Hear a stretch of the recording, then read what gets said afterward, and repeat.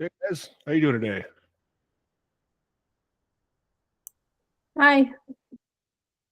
Everybody survive the that day?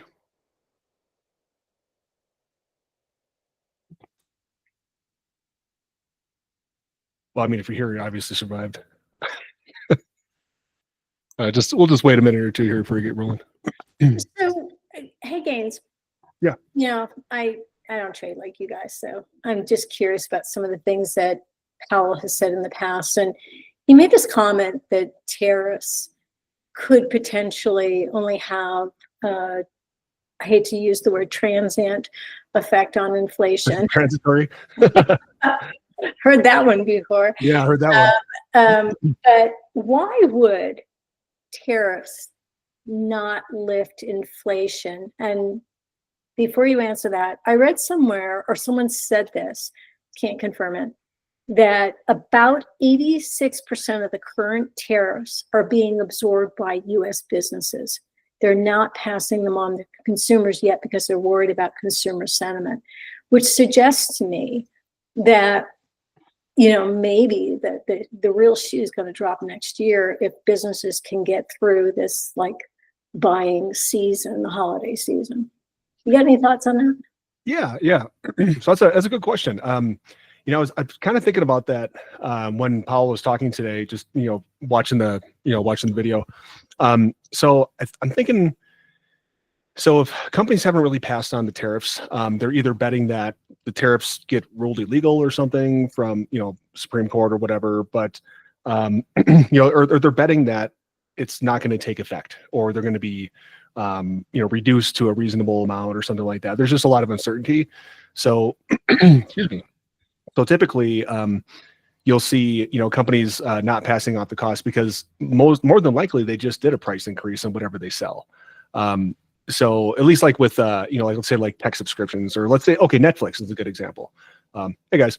So Netflix is a good example where they just kept raising prices like every couple of months, and you're looking at it like, well, what else do I get for this, and why are your prices going up? You're just software. It's like, oh, we got to do content, or whatever it is. Like everybody's it's that greedflation. So everybody's kind of everybody's been raising those prices, and I kind of view it as like a balancing act where if they don't raise prices and pass them on to the consumer, then they're going to lay off employees to balance out that cost.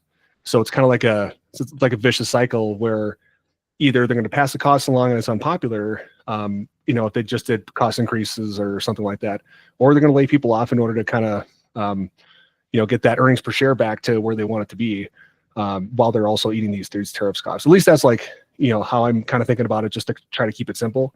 Like, sure, you could go into the math and, do all the stuff and things, but I do like that question though. It's good because I don't think anybody really knows right now what's going to happen. And I think that you're right, where I think companies are probably just going to try to get through the holiday season with eating the costs. And then after that, the uncertainty of like, maybe these tariffs get cut in half, or, the deals are redone, that kind of thing, instead of just, saber rattling and picking an arbitrary amount. Now I think it's going to be a little bit more solid. So you'll start to see a lot of that reflected in their, forward looking earnings. Just trying to bake in those extra costs. Does that make sense? Or hopefully I answered your question. Yeah, I mean, I think more in terms of, consumer goods, because that's where the tariffs, I think, are really hitting.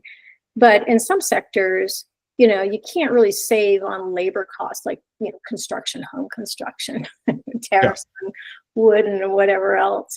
You really can't use AI to save on labor.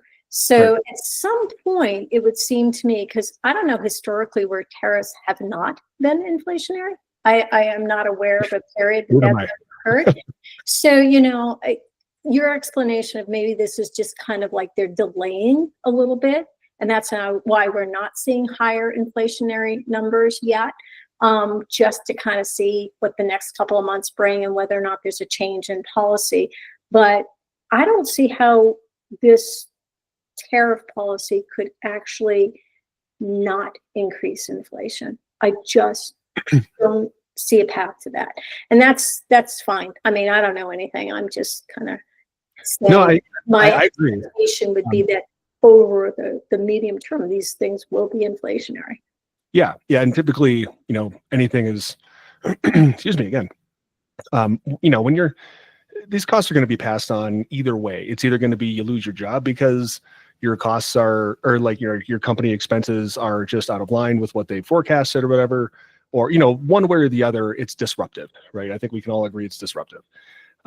Whether those costs are passed along or not, or, whatever, down the line, you're still going to see higher prices just in general because, producer prices are still increased. So whether the producers end up passing that along to the customers or not, it's still a business to business thing right now. And, we've had a lot of these, a lot of businesses coming back and like, trying to renegotiate rates and, some of the things that I do off on the side, some of the other people I talk to, some of the freelance, work that I do, I hear a lot of that right now, just discussions on, hey, we're going to delay this, or we're going to, we don't think this is going to impact us that much yet.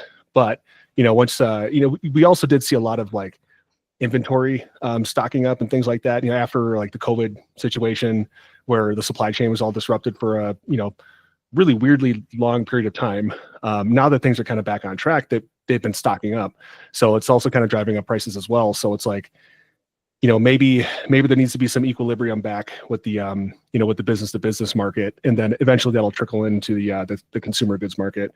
But yeah, I mean, it's certainly, I think it's an interesting topic. I mean, it might put other people to sleep, but in any other book I've read, tariffs are inflationary, and I'm kind of speculating here, but I think that these guys know, like the administration knows, that we're going to have some sort of recession or something like that. I mean, I'm not really buying the line about unemployment's not really picking up that fast. Like you see things everywhere. Oracle did a layoff. All these other companies are doing these layoffs.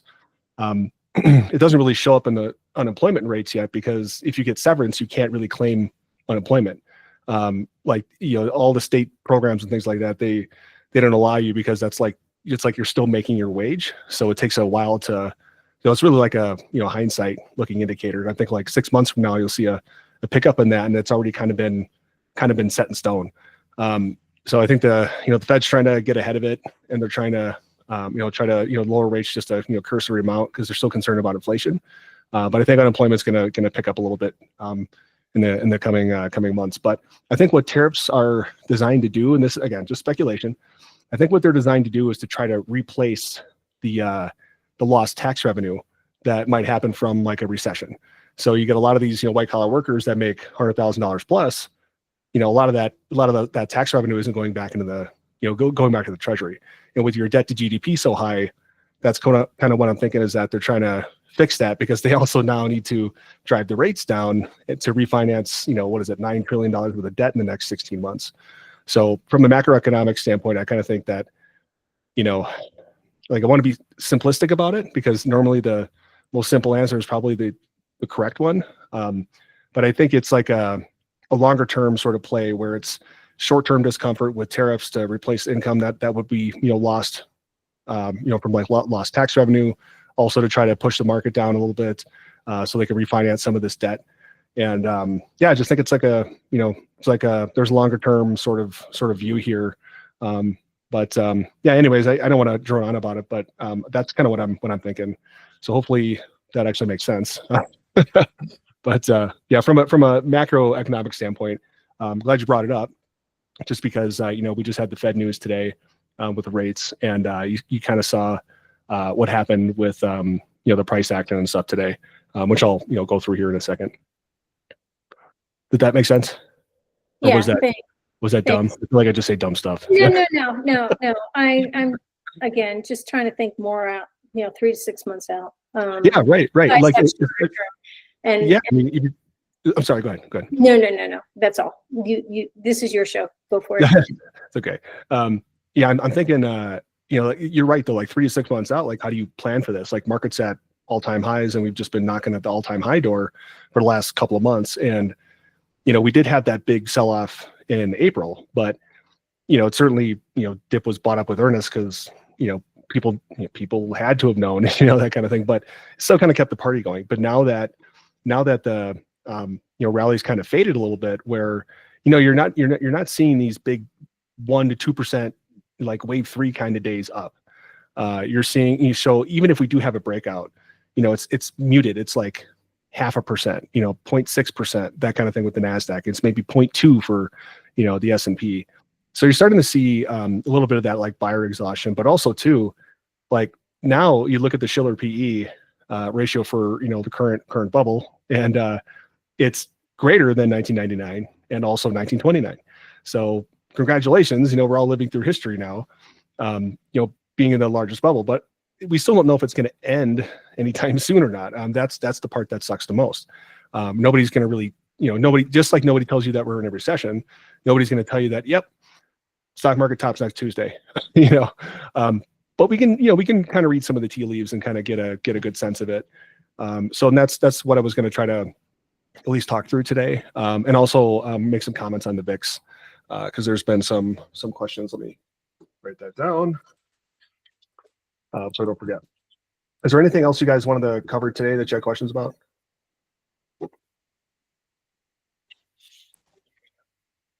Okay. Well, let's get rocking and rolling then. So Ab, I saw you joined too, so I left your forecast up so we could start with the bullish projection.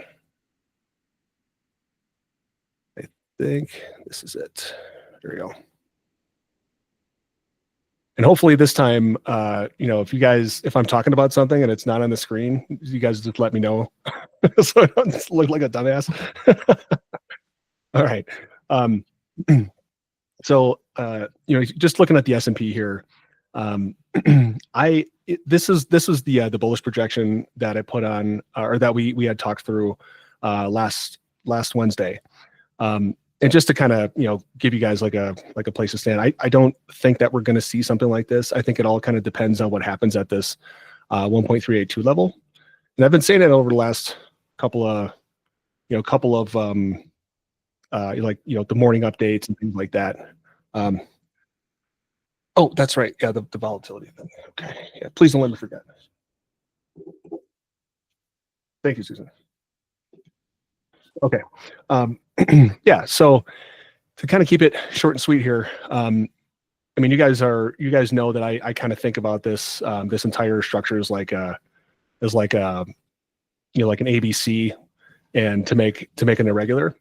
And if you guys aren't really well versed with Elliott wave counting and stuff, I guess you could say that like these 1.382 levels are pretty significant, because typically, you can see legs that typically extend out to 1.236. But once you get out to that 1.382 level for an extension, then that typically means that that's like the high side, or like the limit of what you could consider like an irregular sort of correction, or at least like an irregular type of pattern. Anytime it goes really above this, other than just like a quick stab. So like, for example, you might see like a pin bar or something one day that might, break the top, and then it might sit there for a day and consolidate and then rip down. But, we've been kind of grinding up here for so long that, and also too, I think Mullen asked about this a while back, where there really wasn't enough time to accumulate enough shares to make this like a real home run, sprint up to 7,000 sort of thing. Even though we did sprint pretty far, we kind of topped out around like this 6,000 level, or around there. And, we had some consolidation. So there was some reaccumulation down here. But with the distance here that you can see with the reaccumulation, it's about the same. So it's about equidistant. And if we were to do like a fib level here, I think it might exceed. But the reason I wanted to bring this up, yeah, okay. So the 0.786 extension here for the C leg, that's also common to see. So it's either like 0.786 or the 100 level or the 1.236. But you have to take that into context with some longer term fib levels.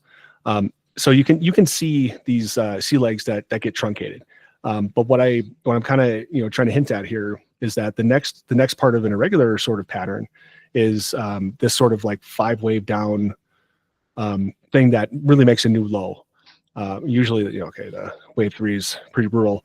But you really you kind of need a catalyst, right? So today, the Fed's cutting rates, that in itself, like people think it's bullish just because it's going to take money from, the money market sidelines and bring it into the market. I don't actually think that's going to happen. There might be a little bit, but the funds that have been in there for years making 4 or 5%, like, quarter point bump isn't going to, or a quarter point hit to that interest isn't really going to move a lot of money. There was a study I read a couple days ago. I wish I could, I'll see if I can find it, but there was a guy who was saying that, he did all the math on it, and like every time the Fed, reduced rates, like the money market flows didn't actually go into the market, they just got bigger.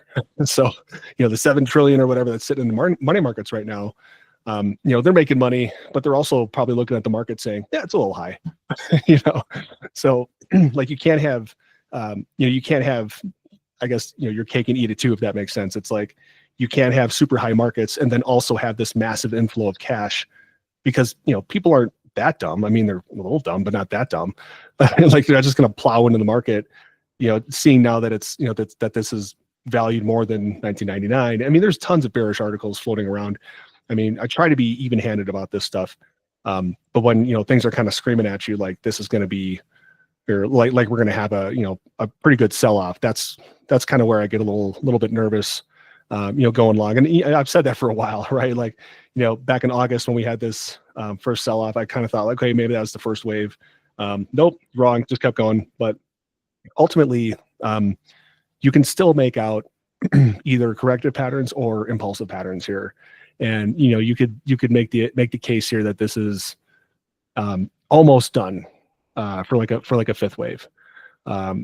So what I'll show here is kind of more of like the bullish scenario, or you could say that, I mean, it depends on like where your counts are, I guess, to kind of make it a little bit more symmetrical. But this to me still looks like a, like a big kind of B wave. But, hindsight will be 2020, of course.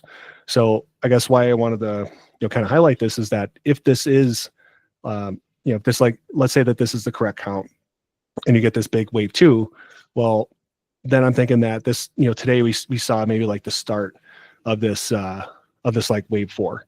And maybe we only get a little bit of selling. So like the 6,500, where you could see this little bit of a pullback here, and this now becomes like your final fifth wave. Or, it just depends again on the counts. But you could see something like this, and it just makes it take longer, to the end of September or something like that. But this would sort of constitute a sharp wave 2 to kind of have a lazy wave 4 with more consolidation.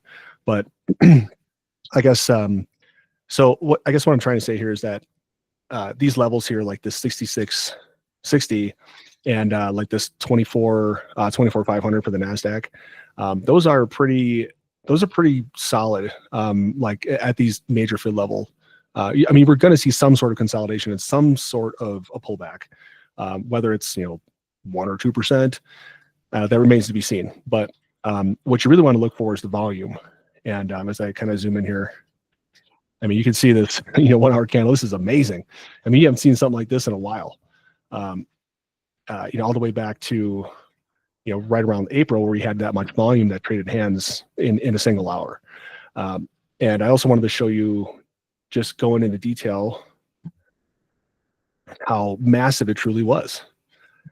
So if you go into this, just into the minute mode and see what kind of happened here, you see all this massive volume traded hands, but all the buying, it just seems like there was a lot of covering that was going on.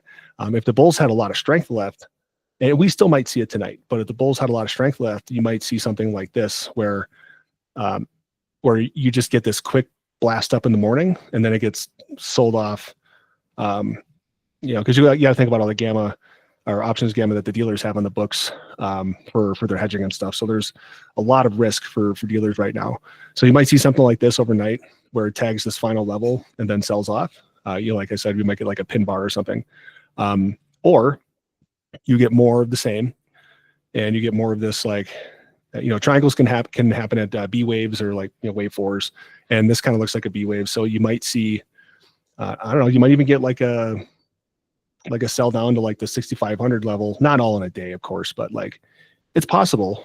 You could get something like this, where this is, excuse me, this isn't a, God, I don't know, that wouldn't work either. Sorry. So if I measure this, we might actually see, you might actually see where a good termination point would be. Sometimes these things align pretty well. So, all right, so around there, so like the 65.11, that would be a pretty deep cut for a C leg. If there would have to be some pretty strong selling in order to do that. And if it breaches this 1.236, then, you know, more than likely it'll be a wave 3 or something. But this is just like you know, we kind of ended the day right at that inflection point, and or right at that bifurcation point. And it's a little bit difficult to say if this is going to happen or not. But again, all this volume here has, you know, in my opinion, this isn't like an accident. You know, like this could be the kickoff of your selling algorithms, that kind of thing. And the bulls are just, you know, thinking that everybody was just going to buy it up and it was going to go to space. Maybe they piled in a lot and now they have to go rescue their trapped longs. So that's kind of what I was thinking had been happening, because now that you kind of see, you know, like with this price action, you kind of see that it shot up a little bit higher, but right up around here, you started to see the overall net volume decrease, but you still had some volume to try to keep it up here. So that just tells me that some people were trapped. And with all that options gamma that's supposed to expire on you know, on Friday, I think that a lot of that is sold calls. So you might get a push down like this, and then the dealers will be happy because they take the opposite side of the trade. So, you know, they have all those puts or short futures contracts, and if they get you know, if they get a downdraft, then you know, they will be quite wealthy after that. So I just wanted to kind of show you guys like what happened today, what that kind of looked like. I don't want to spend too much time on it. I was going to talk a little bit more about like the options gamma. But does that make sense? So like, yes, you know, you always want to like choose a scenario, whether it's bull or bear. And at least in my opinion, like there was enough sell volume here to kind of like signal that, all right, we're probably going to slow down a little bit. So if you see this sort of like, here, we already kind of saw that. Sorry, let me tighten this up. So if you see something kind of like this, you know, Thursday, Friday, that kind of thing, then you might see like a quick sprint up, like Monday, Tuesday, or you know, something like this where, you know, just like more retail bulls are trapped, and then you hit this key level here, and then it gets sold down. But I think if anything like that's going to happen, more than likely it's going to happen by end of day Friday, and especially like with tops, like you can start to see like some of these more round numbers. Sorry, not round, but like, you know, it's not like 66.31.25. You know, it's a little bit more calculated. So you see like the 66.35s. You know, you get a little bit closer, like the 400 here. You know, the Dow. So you don't see like if it typically becomes round, then typically you see these. Sorry, 1 second, getting tripped up. If you see these like kind of round numbers, like usually it's dictated by like options, gamma, and stuff like that, or reversal points.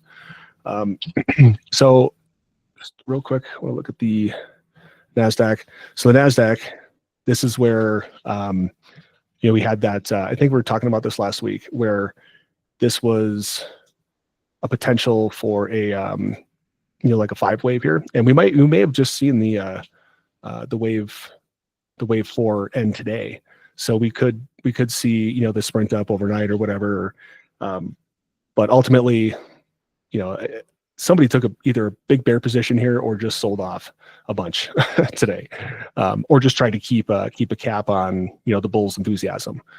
So in my opinion, I mean, this doesn't look very symmetrical from a longer term perspective. So you might see maybe like a violation of the trend line, and then see, you know, maybe another little shoot up here towards the end of September. But you know, then I'd say the next probably 2 days are going to be pretty critical. And if we end Friday kind of right where we're at today, then I would think next week we'll probably see some selling. But I do want to still flag though that these like these levels here, these 24, you know, 50, you know, 500 to 6660 levels, those are big, only because you have these large fib levels here that are to be respected or not.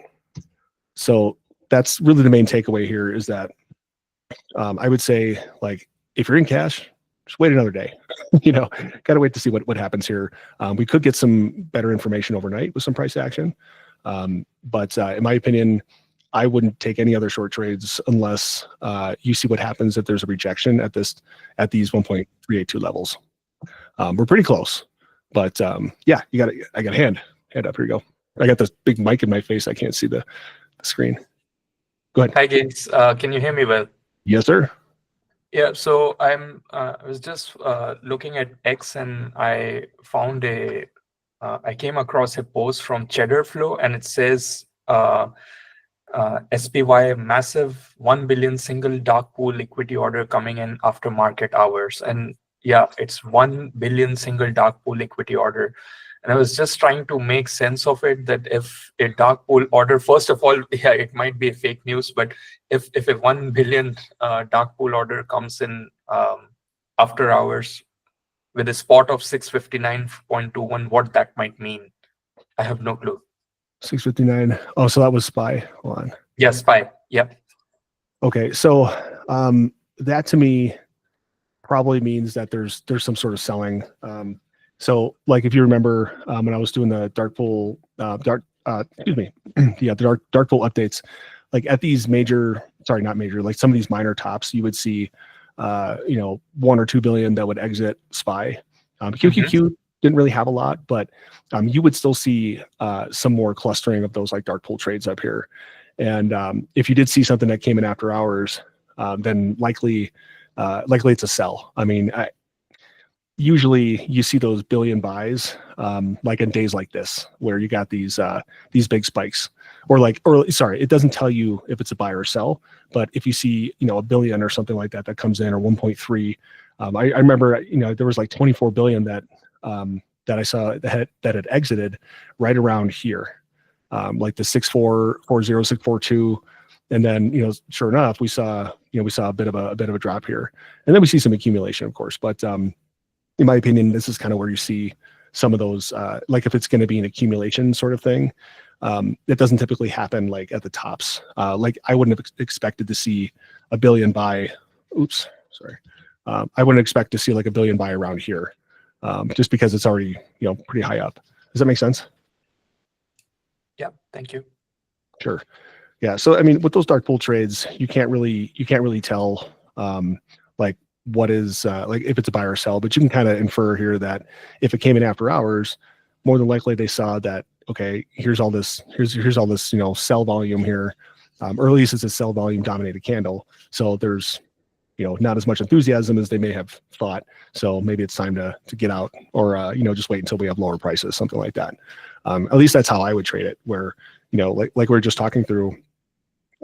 Like here we are, we're really close to this big gamma iceberg here at this 66.60, and we saw this rejection here today of just the bulls going wild again.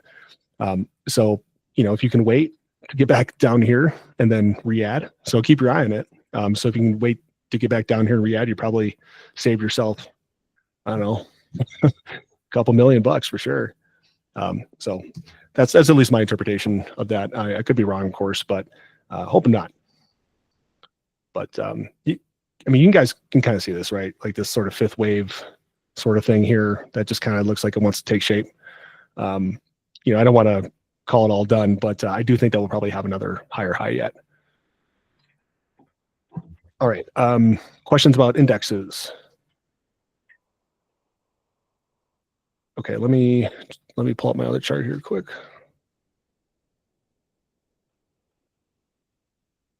All right. 10-year yield. Okay, cool. There we go. So I actually hadn't looked at this until normally it's the first thing I look at after you see a Fed meeting. But okay, so this kind of tells me that we've sort of seen this wave 5 bottom here. We got just a little bit lower low. So I'm going to take this extension zone thing out, but so it kind of looks like we got a pretty good entry here for TMV. I only did 1 unit just because you never know what's going to happen. I mean, it might jump up and then do a big retrace. But as far as I'm concerned, this kind of looks like it just looks like it was a little oversold. So now we should see some sort of increase here now that the Fed rate decision is done. I think like a lot of traders are trying to price in maybe like a 50 basis point move or something like that. But you can still kind of get that vibe from the press conference. So Powell was talking about inflation and things like that. So I was kind of thinking that we would have some sort of bounce here, or at least get close to a bounce. Gold, yeah. So gold to me here has kind of topped. I think I've been talking about this for about 2-3 days now, where, you know, we did get that higher high yet, and it was at that, you know, 3707.5 here.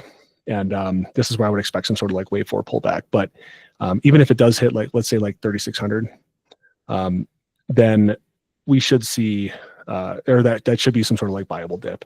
Of course, you know, you have to take that in consideration with, you know, like how deep the decline is and like how much volume is there. But if you look at, you know, if you take it, sorry, I'll go to the daily. So if you take a step back here and kind of look at your volume, you know, we saw a huge volume, huge volume candle here on like Friday the 8th. So what happened to rates on Friday the 8th? So not much. So that must have just been, you know, somebody trying to unload a position. But, you know, you want to try to go back and, you know, try to look at some of these like high volume days and try to, you know, pin it back to, you know, if something happened or there's catalyst, that kind of thing. So I still think that, you know, we will have a higher high yet with gold, but I think that now with, you know, a lot of this volume here, like there's definitely some people taking profits. And you should see some sort of recalibration of the gold trade here over the next couple of days. And again, if the yield is going to move up and be consistent with it, then you should see lower gold.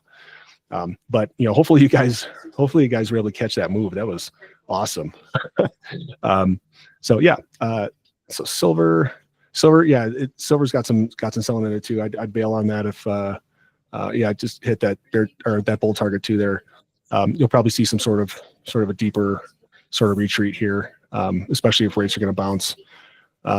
But I wouldn't expect it to get much higher than this, at least for now, until we can see, you know, further in the future. Oil's been just putzing around here. It's been driving me nuts. I can't get out of the short side or the long side. So I might add, you know, another unit or two up here, in order to capitalize on like a down move. But you know, the spread is still a little bit wide to, you know, just to take a loss and move on. It's tying up like 9 units, so like 90 grand. So yeah, what I think is going to happen here is just another dip lower with oil, and same thing with gas. So in my opinion, this looks like a wave 1, and then I think we'll see like a wave 2, and then we'll kind of rock it up here with gas. Sorry, I know it's the same color. I apologize. But yeah, this kind of looks like yeah, it looks like, you know, it's about time for gas to get off the floor here with this. Now this does kind of look like one of those like triple zigzag, like C legs. I know it's a little complicated, so we're gonna have to go into it. But you could also make the argument here that this you know, final bear target is really, you know, you got a buy signal here. This little 9 is like you've had so many days in a row of selling where, you know, it's about time. You can also kind of see the volume decreasing. So I think I pointed that out before too. So, you know, anytime you can get an entry closer to this like 2.844 level, I think is going to be a good long entry there. You know, if you keep your position sizes reasonable and don't get trapped. All right, so stocks here, I think you know, just had some pretty high volume just in general, and now it kind of looks like you know, there's some profit taking going on here. That 260 level I mentioned definitely got hit, so that's something to keep in mind.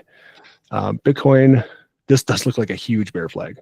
So then, you know, I'm also thinking like, okay, well then why did you buy a hedge for MSTR?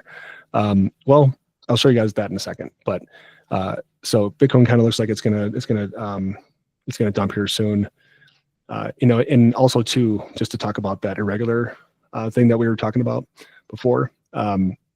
Doesn't this kind of look like this kind of looks like the start of a wave 2 into a 3, 4 to 5, right?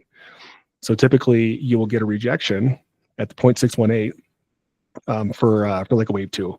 I don't typically see them. So like this would be an incorrect count. This is not just an ABC. I think it'll be this this 5 wave, something like that. But you know, it's got to be confirmed, of course. But you know, you're really going to need to have some sort of like strong C leg or a, you know, like a wave 3 or something to punch through this longer term trend line. It doesn't look like much now, but we've seen a lot of consolidation here, and this has been a pretty difficult level for for Bitcoin to get really beyond to the sell side is at like 100,000 level. But all ships rise and fall with the tide, and I don't think that Bitcoin or crypto is going to be a like a protection trade. So I think what you'll see here is crypto is going to melt just along right along with the indexes as well. But we'll see. So let's take a look at something like Nvidia. So with Nvidia, this one, in my opinion, is like kind of wrapped up here. This super short wave for that kind of thing. And I think now we're kind of seeing that backside correction. Now there could be another wave. I'm not sure. Nvidia is one of those weird stocks where you can definitely see there's a concentration of selling here, institutional selling. These are high bar, high candle bars here down here. So if we do see price breach 161, that's where I think that Nvidia might start to slide a little bit faster. You get some of these other stocks like Tesla, where it just shot to the moon real quick. Well, I don't think that's going to last. I know some of you guys are in the short Tesla trade, but some of you are also long. There was still a ton of buying here, but there's also been a pretty strong rejection, like right at this level. You can kind of see that that's right at that 0.786 reversal level. There's also an extension that's really close to there. I think I called it on my daily note if you want to take a look at it. But the long story short with this one here is that this one's getting a little bit long in the tooth as well. With all this consolidation, this really doesn't seem like reaccumulation to me. It just kind of seems like, it's just, just trading along the lines here in order to, just do something. So now that we kind of see this like higher, C-leg, I think that it's probably getting close to done here, especially if everything else is going to fall, if confirmed. So now let's take a look at MSTR. This one here is a little bit difficult because like this entire time we've been trading this thing here, all these pivot points have come around the 50% bounce levels. So I kind of think what we might see here is a further sell down to this, like we might just seeing like some pattern expansion here. And this last little bit, you can kind of pick out like a wave structure here. So with that being said, like, I'll probably still pick up some, I'll add to MSTU in order to hedge the shorts, but I don't think I would do more than like a 50% hedge, because if Bitcoin's going to do something like this, then MSTR is going to be trash. It's going to be, sold off. And if just one little thing here, if you measure this was a bounce like right at that 50 level. So what I'm trying to do is I'm trying to think about like, okay, what comes next? So if this last leg here does sell down to like the 300 level, then you might get a bounce up to like 358 or 360 or something like that. But I still think that this looks like kind of a classic ending sort of diagonal, or an ending pattern. So I don't want to be caught, because I have a lot of capital in those shorts. So I don't want to be caught, exposed here when the signals are pretty clear over the last couple of days that we've been seeing some accumulation here, in preparation for a bounce. So you never know, like they might, they often trade in tandem together, Bitcoin and MSTR, but some things can diverge for a couple of days too. So we might be able to, we might be able to catch like, so if it hits down here, we might be able to catch like it's a little ridiculous, 10-15% maybe, to come back up to the top of this range. So those are my real, I guess, quick hits on there. Any other questions for that before I pull up some of this option stuff just for a couple minutes? All right, speak now or forever hold your peace. All right. So what I wanted to show you guys quick here is like some of the different tools, or at least like some of the levels and things that I post in like the options channel with on the Trading Gains platform. So I don't really like look at some of the the velocity of stuff like this. This is all like a little bit too nerdy, where I don't think you get a lot of like if you're in options all day every day, sure, you could definitely use that. But like this Vanna model and stuff like that, like now you're starting to interpret like rates of change, and rates of change you cannot control. So why worry about it if you can't control it? The only thing I think you know, like really the top three things that I think are important with options is implied volatility, delta, and obviously your strike. So, so once you, so some of the things that I've been looking at here, let's say, you know, we're looking at this, and this is just for SPX. Oops, there we go. So this is 6,000 all the way to 7,000. You see this really high clustering at this 660 level, right? You know, if you move it up a little bit more, you can kind of see that there's a lot here at this like 665. But you know, kind of fades away as soon as you get past this like 6,700, and that's, I mean, I think that's a reasonable distribution for just option gamma in general, like especially when you're at a top. Like you don't want to be more than like 50 points away from like the mean, and especially when there's not a lot of volatility going on, you don't want to be like, you know, too far out of the money there, because then it's like a lottery ticket. So what this distribution in here is telling me is that, you know, yeah, there's a ton of gamma here, but this is absolute gamma. So this is, so like all this stuff here, this is different strikes, different dates of expiration, that kind of stuff. You really want to look at something sort of like this in combination. So you can kind of see here that there's a lot of gamma concentration at these levels, but it doesn't necessarily mean that it all expires tomorrow, or sorry, all expires Friday. So then when you look at some of these like combo strikes, what that means is like spot gamma is thinking that these are, you know, these are hedged options trades, like spreads or iron condors, or, you know, bull put spreads, that kind of stuff. So that's where, you know, you can see a lot of this like combo strike information, and you really kind of see this, you know, again, this 6,600 level being this very large concentration, and then above for, you know, 50 points or whatever. So I think that's why people are, you know, to kind of tie that back to you know, tie that back here, like the Nasdaq, sorry, not Nasdaq, tie that back to the S&P, you can kind of see that level is getting really close, right? So we've been kind of dancing around the 6,600 through, you know, 6,635 for a while. But I think that overall, we're definitely going to want to, you know, be cognizant of that. Some other stuff that I tend to look at here is the expiration concentration. And I'll go over some more of this in detail tomorrow when I do the options webinar, but so this concentration here at 919, like it's extraordinary. I mean, there's 1 point, you know, whatever trillion worth of you know, notional value that's going to roll off the books. Well, you know, a lot of this looks very lopsided for calls, but doesn't really, you know, that doesn't necessarily mean that it's all like people just buying calls thinking that the market's going to go up. A lot of this could be people selling calls.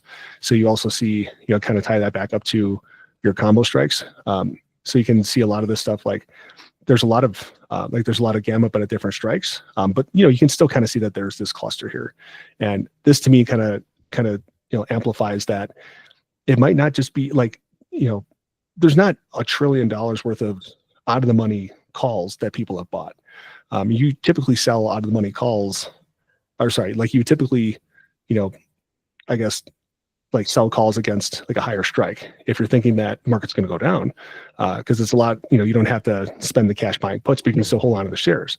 So long story short here is that, you know, this is kind of what the profile looks like, and there's a really big gap here after that. So if we do hit that higher high, and then we kind of roll over next week, I would expect it to continue, because there's like nothing here, whether it's put or calls, and that'll change, but there's really nothing there until you get to 1017. And then even that is peanuts compared to what's expiring on Friday. And the next one is 1219, and this is SPX. So this is usually, you know, 10x the, you know, the normal like Nasdaq or, you know, like NDX concentrations, and they're all pretty similar, because all these indexes typically trade as like, they typically trade as like you know, in tandem when we're at tops. Yeah, okay. So one other thing, this is something I mentioned as well in some of my posts. This is only available for SPX at the moment, but what you're looking at here, we don't have 0 DTE data today, just because you know, that all wrapped up. But if you look at like just the gamma levels, you can kind of get the clustering here. So, and this is useful if you're if you're looking at like what levels are going to be defended. So if you kind of look at this and tie it back to a chart, this purple line, sorry, the gray line here, this is like your strike price and just what the price had done throughout the day. And then this purple line, this is the spot gamma, like proprietary metric. So, hope you guys understand, like I can't share that stuff in the Slack channel. But I can share some stuff like in my own platform because it's invite only. But I can understand why they, don't want to share either that or they're gonna have to, make me pay a lot more or make, people pay a lot more to see it, see the data. So anyways, if we're looking at it, like we've got this big, cluster here of, 6,600. So this is all put volume, and this is not like 0 DTE. So this is something that, might be, stuff or it might be something expiring on Friday, might be next week, might be next month. We don't really know. All we know is that there seems to be a lot of resistance up here where you did see a lot of that consolidation today.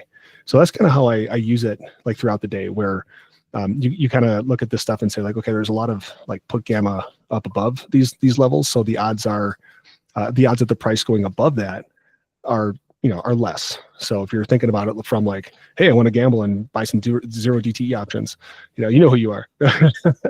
But if I want to do that, then you want to at least like stack the deck in your favor. So when I'm posting some of these screenshots and I say like, okay, there's 25 million worth of gamma here at 660, then, you probably don't want to take a long trade right there. You'd probably want to wait for it to sell down. So like you see this 65.50 level that, we saw visited earlier today, but just briefly. That was also a pretty key fib level as well. But then you saw it kind of get bought up right away because there was all this, this other options gamma that was on top of it. So I would expect, okay, so if you bought down here, it's kind of where, if you remember in the discussion channel, I said, it might be time for a bounce. But that was a little bit earlier. But now that, we're kind of looking at, like the Fed meeting or whatever, like you could kind of interpret that, all right, into close, they might spike it here to at least like 65.80. So I don't expect them to go like too far up, but I think that sets like a wave 2 or like a high B wave kind of close for the day.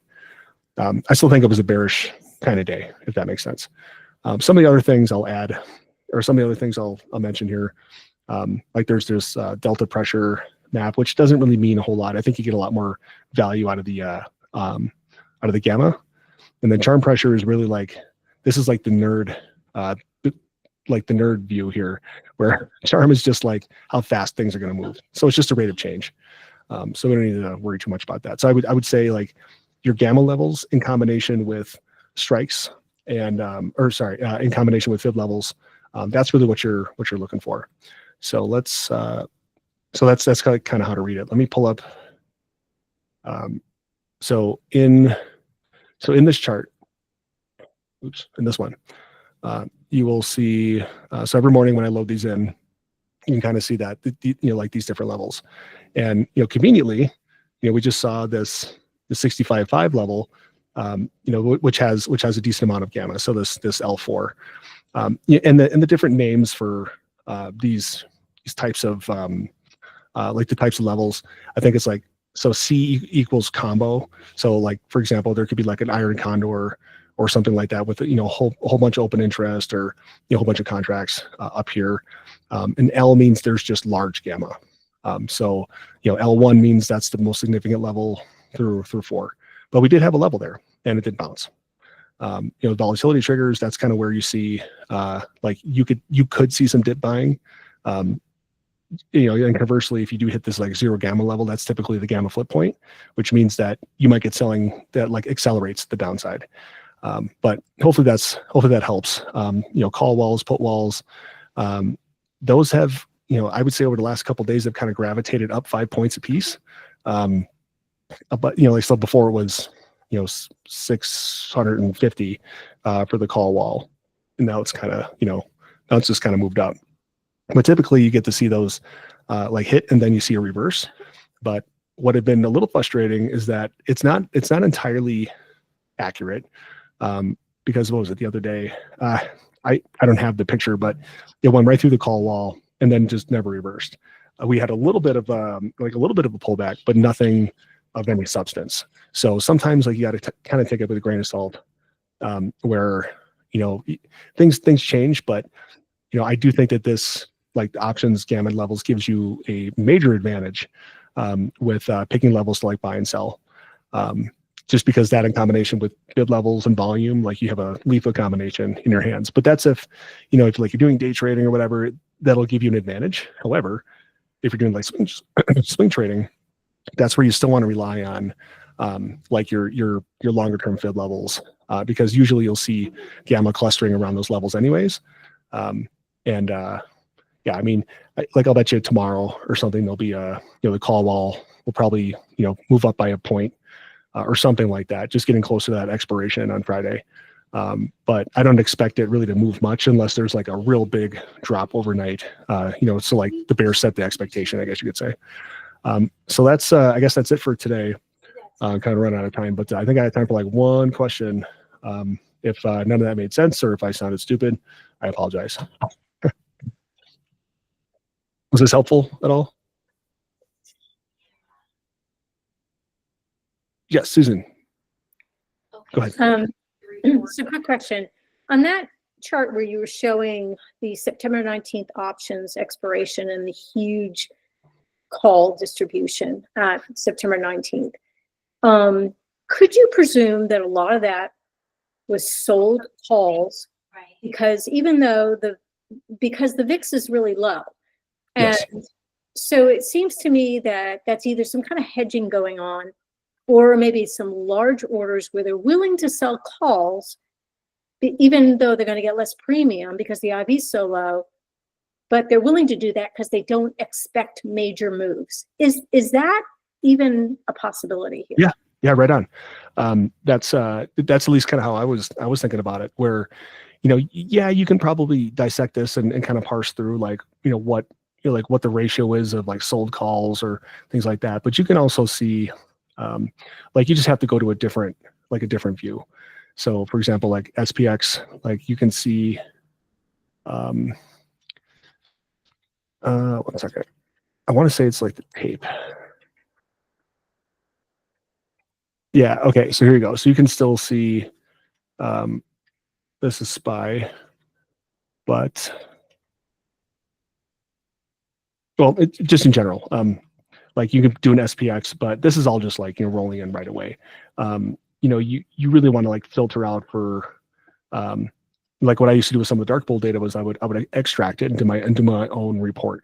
So you can see like, okay, well, here's like the breakdown of it, of the gamma that's rolling off for SPY, but that's, you know, this is probably same day or yeah, like things coming in right before close.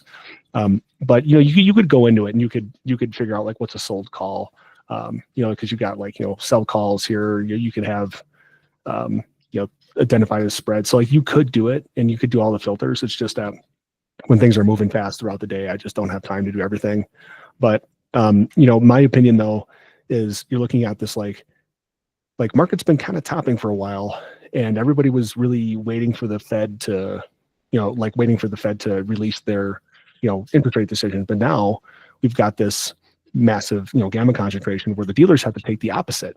So if there's, you know, sold calls, they got to buy the shares, so they're keeping the market propped, and just really pinning it. So I think what is also trying to, or like what also is happening is that they want to try to keep the market pinned so they can, you know, profit off the theta decay. So all this premium here decays to essentially nothing by the end of day Friday. So that's $1 trillion, right? But it's not, you know, it's not necessarily one for one. Somebody's going to make a lot of money, and it's probably not going to be you. It's going to be the dealers. So, you know, they always have to take the opposite side of the trade. So they always have that risk of, you know, that black swan kind of thing where, you know, the tail risk, right? Well, you know, in this sort of situation, if there's a lot of selling of calls, that typically means, you know, the dealer's got to like buy the shares. And so that's also kind of why I think, you know, like some of the market breadth has been, you know, ballooned by that right now. But mostly, yeah, I just think that we're, you know, it looks scary, but it's probably not going to be that scary. It's probably just going to stay, you know, mostly pinned, if not a little bit of price appreciation. But next week, I think we'll see like a resumption of the selling, or, you know, at least people will remember that, it's September again, and markets don't always go up. And then it's October after that, as far as I'm aware. So. I know, thank you. So I know that you don't have a crystal ball, but when I look at the next major spike in SPY puts out in December, right? So right on the chart down on the right lower hand corner, the orange chart, so major right here, major again call spike. How are you reading that then? I mean, that's 3 months out, so that's not that short term. I don't know how to put that one together. That I also do not have an answer for you. So that's probably not what you want to hear. But I got a good buddy of mine who knows options pretty well. He probably has an answer. Let me check with him on that. I also am going to put together a good report for you guys on the VIX, because a lot of you guys are in that UVIX position. But the last thing I wanted to call out here before we wrap up is if you look at the. I'm sorry, you cut out. Sorry, it's a little weird to show, but you can kind of see this huge put volume at the 6,000 strike. This is kind of what I'm thinking might either be that big spike for, or not. Sorry, this is like 1 second. That's the total gamma. Sorry, so like the puts outweigh the calls at this point, but that doesn't necessarily map to anything that we can see here. So maybe it's just like the distribution here is throwing off what we're looking at here. Maybe this is, it says it's, the net is way more call than put, but that's just, the expiration date. So that, that might actually decrease after we see, like what happens on Friday. So, some of that might just be the positions were open because, what if the Fed cuts half a basis point or something, or 50 basis points, and then it shoots up to the moon. Well, if you had calls that expired at the end of, December, they would still be in profit. So that's the only thing I can think of right now. That I think that there was just general bullish positioning, and people having longer term contracts for expiration. So all right, I do need to drop here, but I will post a recording when I can here. Sometimes Google takes a while to process, but tomorrow I'm going to do some more option stuff, and we'll do it like right after close, and then come with questions and stuff, and then I can try to field them and try to sound somewhat intelligent. We'll see. All right, guys. Hopefully this is all helpful for you. I appreciate you guys all joining, and I'm glad you survived another Fed day. All right. Talk to you guys later.